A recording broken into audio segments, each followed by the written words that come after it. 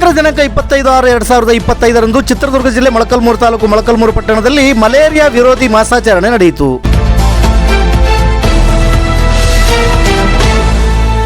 Malaria ವಿರೋಧಿ ಮಾಸಾಚರಣೆಗೆ ಪಟ್ಟಣ ಪಂಚಾಯತಿ ಅಧ್ಯಕ್ಷರಾದ ಶ್ರೀಮತಿ ಲೀಲಾವತಿರವರು ಚಾಲನೆ ನೀಡಿದರು. ತಾಲೂಕು ಪ್ರಭಾರಿ ವೈದ್ಯಾಧಿಕಾರಿಗಳಾದ ಮಧುಕುಮಾರ್ ಅವರು ಮಾತನಾಡಿ, ಸೊಳ್ಳೆಗಳ ಆಹಾರ ರಕ್ತವಲ್ಲ, ಹಣ್ಣು ಮತ್ತು ಎಲೆಗಳ ರಸವನ್ನು ತಿಂದು ಜೀವಿಸುವ ಸೊಳ್ಳೆಗಳು ಸಂತಾನೋತ್ಪತ್ತಿಗಾಗಿ ಮಾತ್ರ ರಕ್ತವನ್ನು ಹೀರುತ್ತದೆ ಎಂದು ತಿಳಿಸಿದರು.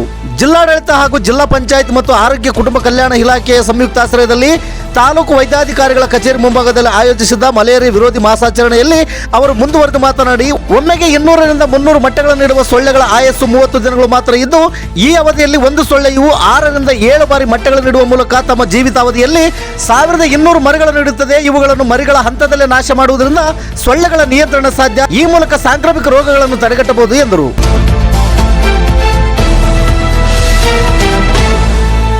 ಈ ಸೊಳ್ಳೆಗಳ ನಿರ್ಮೂಲನೆ ಮಾಡಲು ಯಾವುದೇ ಔಷಧಿ ಸಿಂಪಡಣೆ ಮುಂತಾದ ಸೊಳ್ಳೆಗಳ ನಿಯಂತ್ರಣ ಸಾಧ್ಯವಿಲ್ಲ. ಚರಂಡಿಗಳಲ್ಲಿ ಹಾಗೂ ಮನೆಯ ಸುತ್ತಮುತ್ತ ಎಲ್ಲೆಂದರಲ್ಲಿ ನೀರು ನಿಲ್ಲುವುದನ್ನು ತಪ್ಪಿಸುವ ಮೂಲಕ ಅವುಗಳಿಗೆ ವಾಸಸ್ಥಾನಗಳು ಇಲ್ಲದಂತೆ ಮಾಡಬೇಕು. ಕೆರೆಗಳಿಗೆ ಮೀನುಗಳನ್ನು ಬಿಡುವ ಮೂಲಕ ಅಲ್ಲಲ್ಲಿ ಮೊಟ್ಟೆ ಇಡುವ ಸೊಳ್ಳೆಗಳನ್ನು ನಿಯಂತ್ರಿಸಬಹುದು ಎಂದು ತಿಳಿಸಿದರು.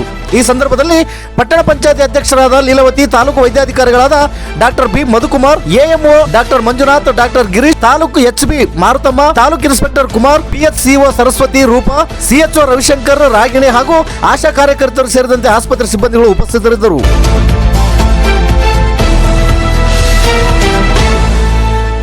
ಮೊಳಕಾಲ್ಮೂರು ತಾಲೂಕು ವರದಿಗಾರರು ಸೋಮಶೇಖರ ಭಟ್ರಳ್ಳಿ. ಇದು ಗರುಡ ನ್ಯೂಸ್. ನಾನು ಮಲ್ಲೇಶ್ ಕಮತೂರು.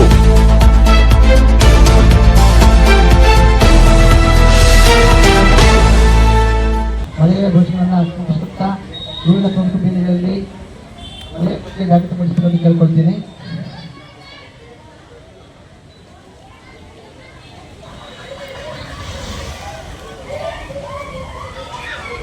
ಮಳೆಯ ಉದಯ ಮಾಸಾಚರಣೆ ಪ್ರಥಮವಾಗಿ 2007ರಿಂದ ನಮಗೆ ಸ್ಟಾರ್ಟ್ ಆಯಿತು. ಅದರಿಂದ ಈ ಪ್ರತಿ ವರ್ಷ ಈ ಮಳೆ ವಿರೋಧಿ ಮಾಸಾಚರಣೆ ಹಾಕಿಕೊಡ್ತಾ ಇದ್ದೀವಿ.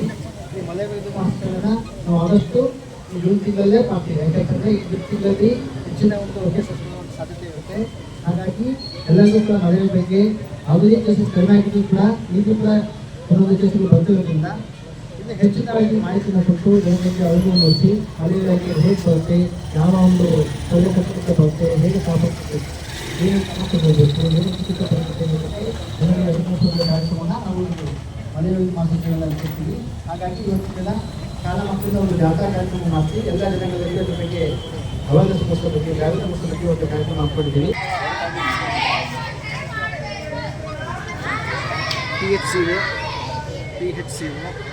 ಸರಸ್ವತಿ, ರೂಪಾ,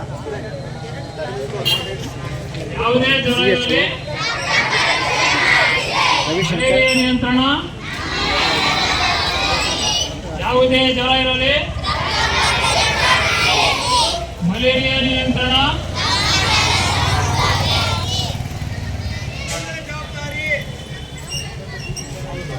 ನಮ್ಮೆಲ್ಲರ ಜವಾಬ್ದಾರಿ. ಯಾವುದೇ ಜ್ವರ ಇರಲಿ ಮಲೇರಿಯಾ ನಿಯಂತ್ರಣ, ಯಾವುದೇ ಜ್ವರ ಇರಲಿ ರಕ್ತ ಪರೀಕ್ಷೆ ಮಾಡಿಸಿ. ಮಲೇರಿಯಾ ನಿಯಂತ್ರಣ, ನಿಂತ ನೀರಿನ ತಾಣ, ಸೊಳ್ಳೆ ಉತ್ಪತ್ತಿ ತಾಣ,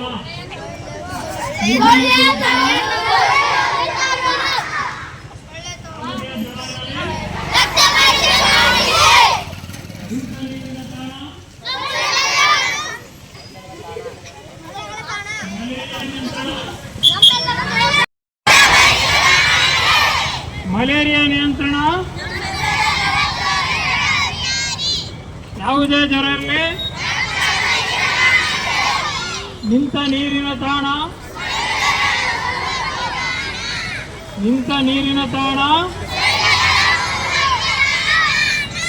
ಮಲೇರಿಯಾ ನಿಯಂತ್ರಣ, ಯಾವುದೇ ಜ್ವರ ಇರಲಿ ಯಾವುದೇ ಜ್ವರ ಇರಲಿ ಮಲೇರಿಯಾ ನಿಯಂತ್ರಣ, ನಿಂತ ನೀರಿನ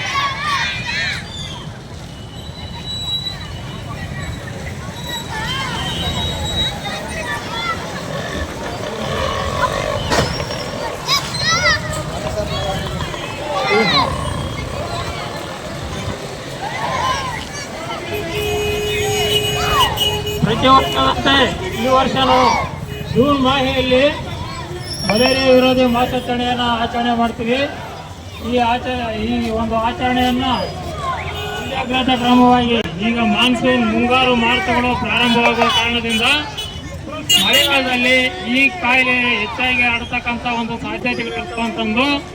ಇವುಗಳನ್ನು ನಿಯಂತ್ರಣ ಮಾಡೋ ವಿಧಾನಗಳು ಹಲವಾರು ವಿಧಾನಗಳು ಲಾರ್ವಾ ಸಮೀಕ್ಷೆ ಆಗ್ಬೋದು ಮತ್ತು ನಿಂತ ನೀರಿನ ತಾಣಗಳಲ್ಲಿ ಅಂದರೆ ಚೆಕ್ ಡ್ಯಾಮ್ಗಳು, ಹಳ್ಳಗಳು ಅಥವಾ ಕೆರೆಕಟ್ಟೆಗಳಲ್ಲಿ ಗಟ್ಟಿ ಮತ್ತು ಕ್ಯಾಂಬಸಿಯ ಮೀನುಗಳನ್ನು ಬಿಡುವ ಮೂಲಕ ಜೈವಿಕ ವಿಧಾನಗಳಾಗಿರ್ತಕ್ಕಂಥ ನಮ್ಮ ಸೊಳ್ಳೆ ನಿಯಂತ್ರಣಗಳ ಒಂದು ಮುಖ್ಯ ಉದ್ದೇಶ ಆಗಿದೆ.